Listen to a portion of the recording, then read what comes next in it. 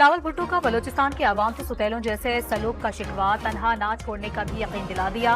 कोयटा में जियाले चेयरमैन का तकरीब से खिताब, सैलाब मुतासिरीन में चेक भी तकसीम किए। पार्लियामान में फ्लोर क्रॉसिंग से मुतालिक आर्टिकल 63A की तशरीह के फैसले से मुतालिक केस, जस्टिस मुनीब अख्तर के बेंच का हिस्सा बनने से इनकार पर समाअत कल तक मुलतवी। चीफ जस्टिस फाइज ईसा अब बेंच के सरबराह क्यों बने? लार्जर बेंच में एडहॉक जज जस्टिस मजहर आलम मियां को क्यों शामिल किया गया? जस्टिस मुनीब अख्तर के खत के मुंदरजात सामने आ गए।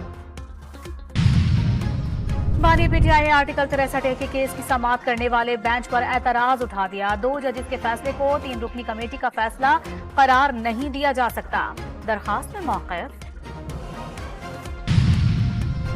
तोशा खाना के नए रेफरेंस में बानी पीटीआई और बुशरा बीबी की दरखास्त जमानत मुस्तरद कर दी गई।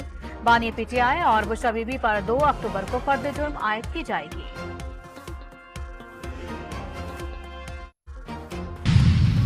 पीटीआई रहनुमाओं को दहशतगर्दी के मुकदमात से रिलीफ मिल गया। एटीसी सवात ने आदम सबूत पर शौकत यूसुफजई समेत दीगर रहनुमाओं को 9 मई के केसेस से बरी कर दिया।